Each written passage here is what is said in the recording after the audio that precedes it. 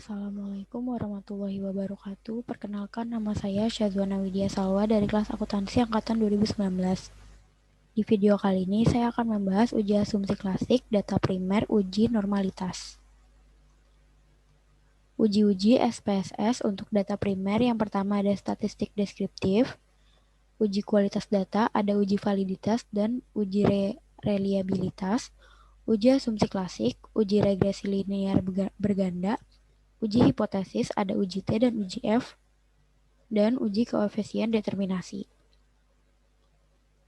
Uji asumsi klasik, ada uji normalitas, yaitu grafik histogram, grafik normal probability plot atau grafik normal PP plot, uji one sample Kolmogorov-Smirnov.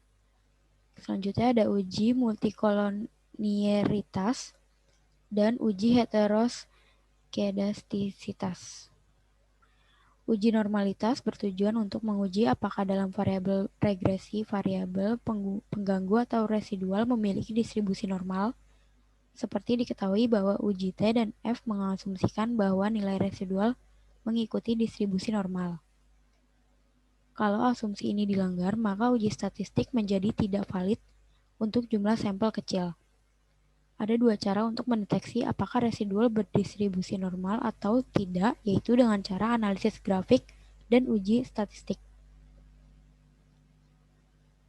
Analisis grafik histogram salah satu cara termudah untuk melihat normalitas residual adalah dengan melihat grafik histogram yang membandingkan antara data observasi dengan distribusi yang mendekati distribusi normal. Namun demikian, hanya dengan melihat histogram, hal ini dapat menyesatkan khususnya untuk jumlah sampel yang kecil. Metode yang lebih handal adalah dengan melihat normal probability plot yang membandingkan distribusi kumulatif dari distribusi normal. Distribusi normal akan membentuk satu garis lurus diagonal dan plotting data residual normal, maka garis yang menggambarkan data sesungguhnya akan mengikuti garis diagonalnya. Grafik normal probability plot atau grafik normal PP plot. Metode yang lebih handal adalah dengan melihat grafik normal probability plot atau grafik normal PP plot yang membandingkan distribusi kumulatif dari distribusi normal. Distribusi normal akan membentuk satu garis lurus diagonal dan plotting data residual akan membandingkan dengan garis diagonal. Jika distribusi data residual normal, maka garis yang menggambarkan data sesungguhnya akan mengikuti garis diagonalnya. Analisis statistik. Pendeteksian normalitas secara statistik adalah dengan menggunakan uji one sample Kolmogorov-Smirnov atau KS. Uji one sample KS merupakan uji normalitas yang umum digunakan karena dinilai lebih sederhana dan tidak menimbulkan perbedaan persepsi.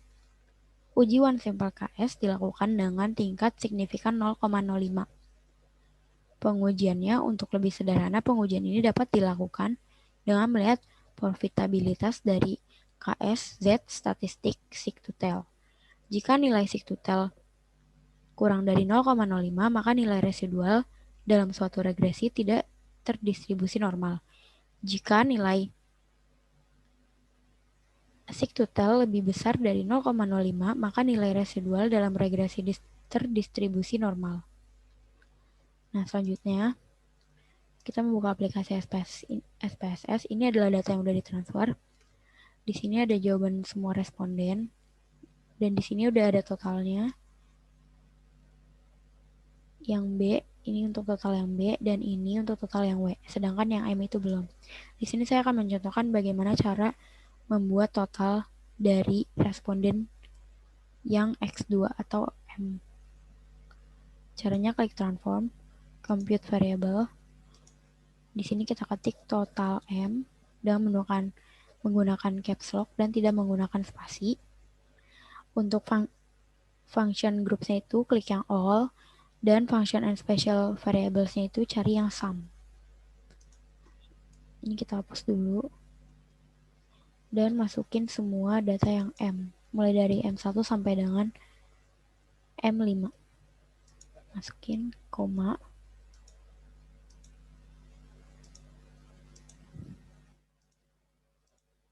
Dan yang terakhir M05. Kemudian klik OK.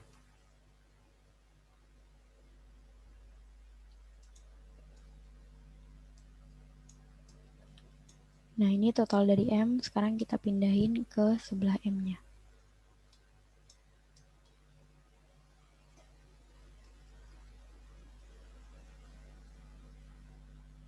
Nah, di sini. Ini untuk total M-nya. Dan di variable view-nya, jangan lupa kita klik dengan labels motivasi berprestasi.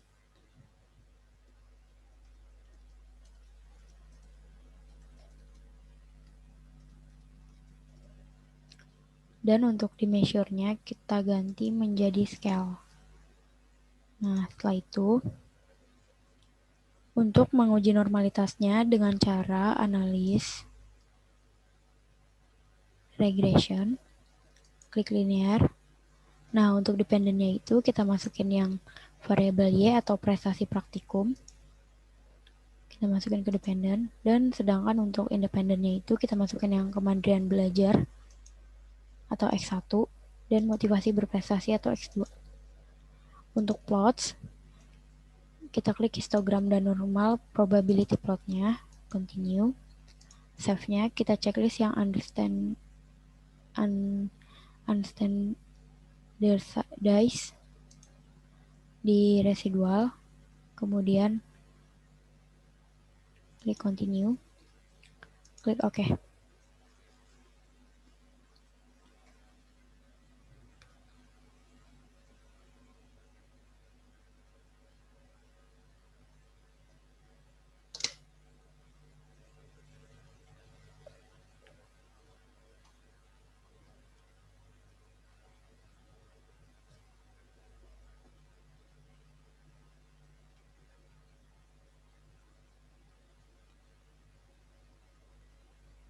Nah, ini untuk hasil outputnya ada histogram dan ppplot. Namun sebelumnya kita akan menguji yang one sample KS. Caranya yaitu dengan klik analis, non-parametric test, legacy dialogs, klik yang one sample KS. Kemudian kita masukin data yang unstandardized. Kita masukin ke test variable list. Ini ya normal, kemudian klik OK.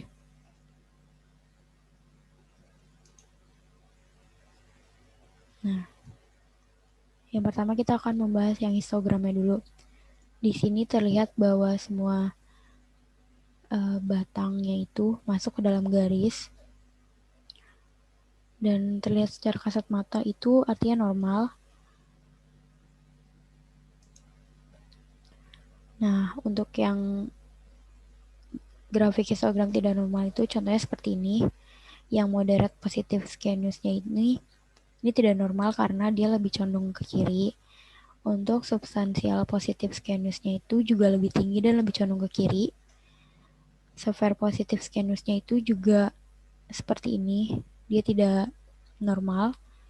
Untuk moderate negative skewness-nya ini lawan dari yang skewness positive skewness-nya ini, dia lebih condong ke kanan. Substansi negatif skewness-nya ini juga lawan dari substansial positif skewness, juga tidak normal karena lebih condong ke kanan. Dan severe negatif skewness-nya ini juga tidak normal karena lawan dari severe positif skewness-nya, lebih condong ke kanan.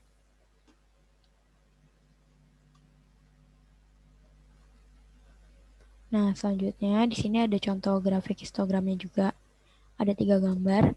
Yang gambar pertama ini terlihat juga tidak normal karena lebih condong ke kiri. Selanjutnya yang ini juga tidak normal karena lebih condong ke kiri juga. Di sini yang gambar ketiga itu terlihat seperti normal. Namun ternyata dari ketiga gambar ini tidak ada yang normal karena di gambar pertama ini diagram batang yang terakhir ini itu tidak termasuk ke dalam garis.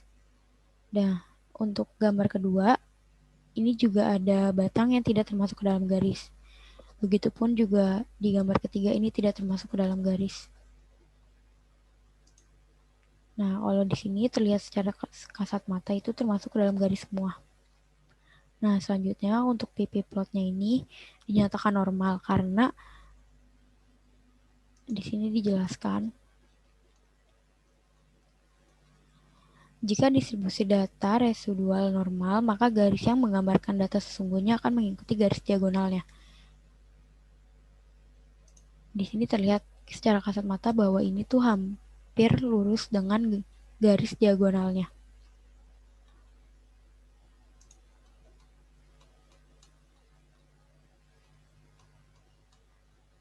Nah, ini contoh yang tidak normalnya. Di sini terlihat bahwa tidak jarak antara garis diagonalnya dengan titik diagonalnya itu jauh, dan di sini terlihat seperti terputus. Selanjutnya juga gitu, ini dari awal juga udah berbeda, kemudian di sini juga ada yang putus, di sini juga jaraknya jauh. Nah, itu dinyatakan tidak normal.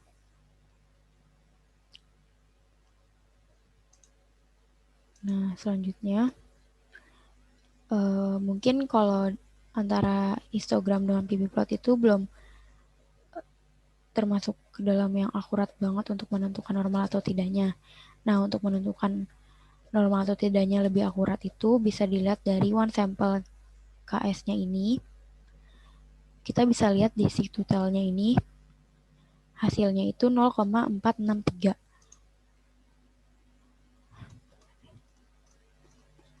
Nah, di sini udah ditentukan.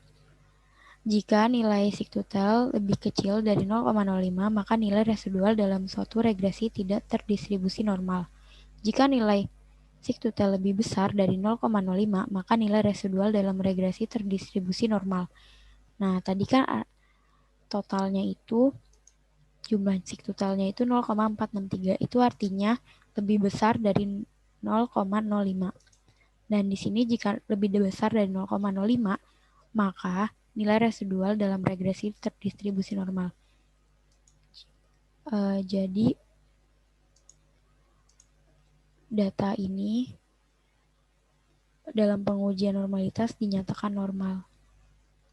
Seperti itu. Nah, itu saja yang bisa saya sampaikan. Kurang lebih mohon maaf. Wassalamualaikum warahmatullahi wabarakatuh.